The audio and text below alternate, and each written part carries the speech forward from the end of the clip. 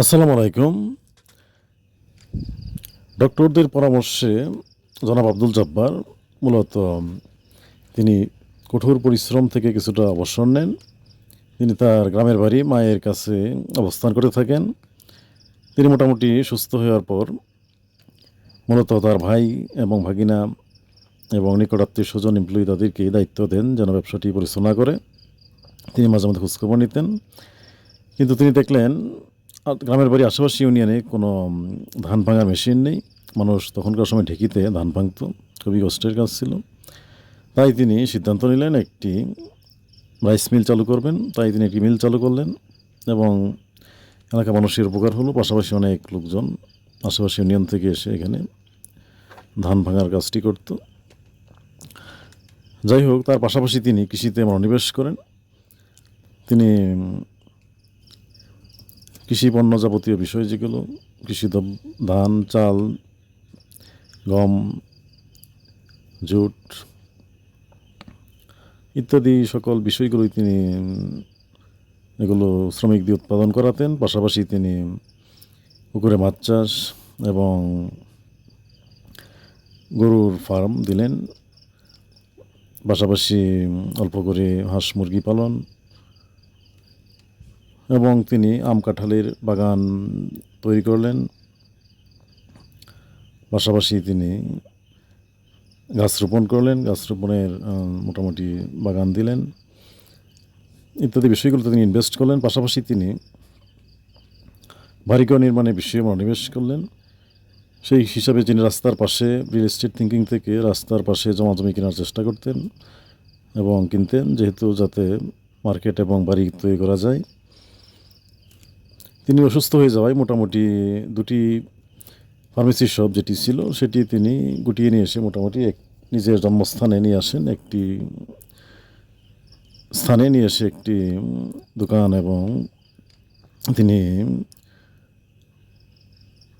পৌরসভার মধ্যে হাই স্কুলের পেছনে তিনি জায়গা জমি কিনেন, যাতে মোটামুটিভাবে দোকানটি পরিচালনা করা যায়। সেক্ষেত্রে তিনি ভালুকার পাইলট স্কুলের পেছনে মোটামুটিভাবে তিনি বাসা বাড়ি করলেন। সেই ক্ষেত্রে যেটি মোটামুটি তিনি প্রথম একমাত্র ওই এলাকার রেসিডেন্ট ছিলেন প্রথম। তারপর ওই এলাকাটি মূলত জঙ্গল ছিল, ধাপে ধাপে এখন বাসাবাড়ি গড়ে উঠেছে, যেখানে বর্তমান এমপিরও বাসা রয়েছে, যেটি মূলত ভালুকা উপজেলার মধ্যে অন রেসিডেন্সিয়াল এরিয়া। তার পাশাপাশি তিনি গ্রামের বাড়ি, যেহেতু ওনার বাবার দাদার গ্রামের বাড়িটি মূলত খড়ের ঘর ছিল, সেখানে তিনি টিনের এবং মাটির ঘর তৈরি করলেন।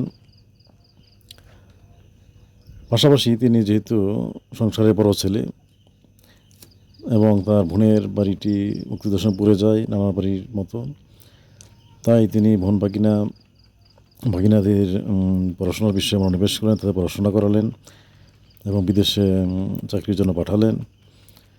এবং তিনি তার ভাইকেও অর্ধেক সম্পত্তি দিয়ে দিলেন এবং তার ফার্মেসি থেকে প্রশিক্ষণ নিয়ে সাবেক অনেক এমপ্লয়ি বর্তমানে অনেক প্রতিষ্ঠিত ব্যবসায়ী, ফার্মেসি ব্যবসায়ী। পাশাপাশি তিনি কৃষি জমির এবং ফার্মেসির অনেক কর্মকর্তা কর্মচারী ছিল, নারী পুরুষ ছেলে মেয়ে, তাদেরও তিনি বিয়ে শাদীর ব্যবস্থা করলেন। ব্যক্তিগতভাবে তিনি আত্মীয় স্বজনদের দান করার পাশাপাশি তিনি উপহার দিয়ে অভ্যস্ত, দিতে পছন্দ করেন। যেমন তিনি তার বৃদ্ধ বাবাকে তিনি সুজুতা কিনে দিলেন। সুজুতায় তাকে কেমন লাগে সেটি তিনি দেখার চেষ্টা করলেন।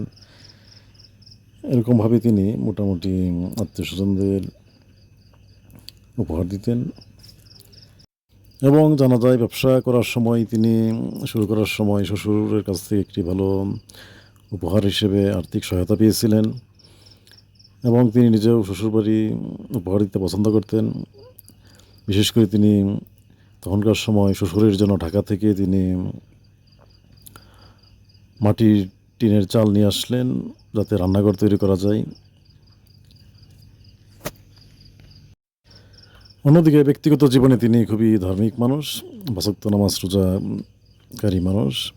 পাশাপাশি দান খয়রাতের পাশাপাশি তিনি ব্যক্তিগতভাবেও বিভিন্ন বড় বড় আলেম ওলামা তাদের সাথে সাক্ষাৎ করে তাদের দোয়া নিয়ে অভ্যস্ত।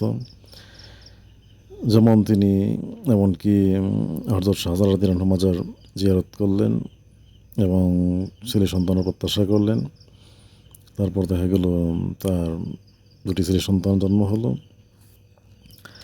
এবং ব্যক্তিগত জীবনে তিনি মাদ্রাসা মসজিদের জন্য সম্পত্তি দান করেছেন তার মা, এবং তিনি তার ভাইকে উৎসাহিত করেছেন, তারা এবং আরও চাচাতো ভাই তাদেরকেও উৎসাহিত করেছেন এবং সম্পত্তি দানে উৎসাহিত করেছেন মসজিদ মাদ্রাসার জন্য। পাশাপাশি এলাকা প্রতিবেশী সকলকেই তিনি উৎসাহিত করেন মসজিদ মাদ্রাসায় দান খয়রাত করার জন্য এবং মাদ্রাসা মসজিদ পরিচালনা করার জন্য। তিনি মসজিদ কমিটির সভাপতি ছিলেন, তিনি দায়িত্ব পালন করেছেন, মাদ্রাসা পরিচালনা করেছেন। পাশাপাশি তিনি মাওলানা মেহেরউদ্দিন বরাইতি ময়মনসিংহ ডিস্ট্রিক্টের অন্যতম একজন বড় আলেম। তিনি তার কাছ থেকে ধর্মীয় প্রশিক্ষণ নিয়েছেন এবং তার মামা ইমাম আব্দুল মজিদ থেকে ছোটোবেলা থেকেই ধর্ম বিষয়ে জ্ঞান লাভ করেছেন। তার ব্যক্তিগতভাবে নিকটাত্মীয় বটে তিনি, এবং তিনি তার বিআই এর মাধ্যমে হাটহাজারী মাদ্রাসা মাওলানা শফি সাহেব তার কাছে তিনি দোয়া দরদ করে অভ্যস্ত এবং মাদ্রাসার পরিচালনার জন্য দান খয়রাত করে অভ্যস্ত। পাশাপাশি তিনি আরও মসজিদ মাদ্রাসা এগুলো দান খয়রাত করে অভ্যস্ত। ব্যক্তিগত জীবনে এমনকি তিনি তার ছেলে মেয়েদেরও বাসায় আলেম রেখে কোরআন শিক্ষা দিতেন। পাশাপাশি তিনি নিজেও কিছু ছোটোবেলায় চকলেট দিয়ে ছেলেদের উৎসাহিত করতেন। ব্যাপক বৃষ্টি এবং রোদ থাকা সত্ত্বেও যেন ছাতা নিয়ে অন্তত গ্রামের প্রধান মসজিদে জুমার নামাজ পড়ে এই বিষয়ে উৎসাহিত করতেন। যাই হোক, এসবের পাশাপাশি তিনি ব্যক্তিগতভাবে দানশীলতা শিখেছেন। যেমন তার মা দেখা যেত খুবই মানুষ খাওয়াতে পছন্দ করতেন। দরিদ্র মানুষ আসলে দেখা যেত তিনি খাবার খাওয়াতেন। কখনো কখনো যদি খাবার না থাকতো দেখা যেত যে ওনার শুধু খাওয়ার জন্য খাবারটুকু রয়েছে, এই পরিমাণ রান্না করেছেন। সেই ক্ষেত্রে তিনি যখন খেতে বসলেন তখন দেখা যেত কেউ এসে খাবার চাচ্ছে, তিনি সাথে সাথেই দেখা যেত নিজে না খেয়ে মূলত খাবারটি তাদেরকে দিয়ে দিতেন এবং তিনি নিজে চিরামুড়ি খেয়ে থাকতেন। এরকমভাবে তিনি দানশীলতাকে উৎসাহিত করতেন। এইভাবে তিনি এসব দেখেও অবশ্য ব্যাপকভাবে ধর্ম এবং আল্লাহ ভীরু ছিলেন। আল্লাহ ভীরু ব্যক্তিগত জীবনে ছোটোবেলা থেকেই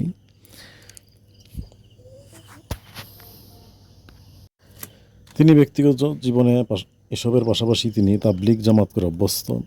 মানুষকে ঐক্যবদ্ধ করে নিয়ে তিনি তাবলিগ জামাত করতেন এবং সেখানে অর্থায়ন করতেন। পাশাপাশি তিনি তাবলিগ জামাতে মানুষকে ধর্মীয় প্রশিক্ষণ প্রদান করে বয়ান করে নামাজ রোজা ইবাদত শেখাতে অভ্যস্ত। এসবের পাশাপাশি তিনি আরও অন্যান্য সমাজের সেবামূলক কল্যাণমূলক কাজের সঙ্গে যুক্ত থাকেন, সবসময় চেষ্টা করেন।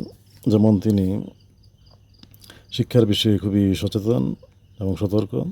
তিনি ছেলেদের বাজার নিয়ে যেতে যেতে দেখা যেত ইংরেজি সাবজেক্টে তিনি ভালো ছিলেন, তাই তিনি ইংরেজি শেখাতেন এবং গৃহশিক্ষকের পাশাপাশি তিনি ছেলেদের নিজেই পড়াশোনা করাতেন। এসবের পাশাপাশি তিনি মূলত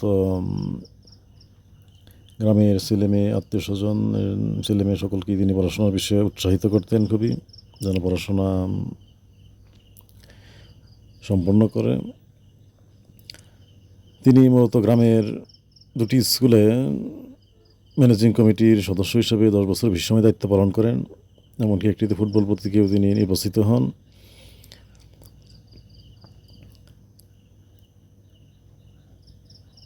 এসবের পাশাপাশি তিনি আরও অন্যান্য বিষয়েও দায়িত্ব পালন করেন।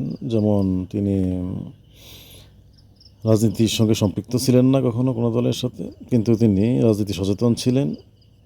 তার 2 ভাই 2 দল থেকে মিউনিসিপ্যাল ইলেকশনে দাঁড়ালে তিনি তাদের মধ্যে মধ্যস্থতা করেন। আত্মীয় স্বজনের মধ্যে তিনি মধ্যস্থতা করে অভ্যস্ত। দুভাইকে তিনি পরিবারের সদস্যদের ভোট 2 ভাগ করে তিনি দিলেন, যাতে কোনো বিশৃঙ্খলা না হয় পরিবারের মধ্যে, আত্মীয় স্বজনের মধ্যে। এবং তিনি পরিবারের ভাইদের, চাচাতো ভাই সহ সকল ভাইদের তিনি নিকট আত্মীয় স্বজনদের, বউদের সাথে যেন সকলেই সুসম্পর্ক রাখে, ভালো ব্যবহার করে, আচার ব্যবহার খারাপ না করে সেই বিষয়ে তিনি সবসময় পরামর্শ দিয়ে থাকেন, মাঝে মাঝে শাসনও করে থাকেন। এবং চাচাতো ভাইদেরও তিনি বিয়ে শাদীর বিষয়ে দায়িত্ব পালন করেন পরিবারের। তিনি অন্যান্য আরও সামাজিক দায়িত্ব পালন করেন বিভিন্ন বিষয়ে, যেমন তিনি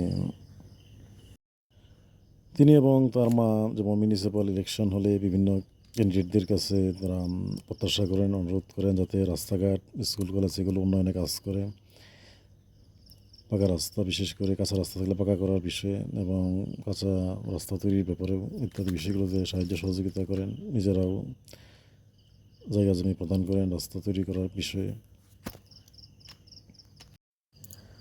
অন্যদিকে জানা যায় তিনি বেশ কয়েকবার সুপ্রিম কোর্টে এবং ময়মনসিংহ জাজ কোর্ট ভিজিট করেছেন আত্মীয় স্বজনের বিভিন্ন কেসে।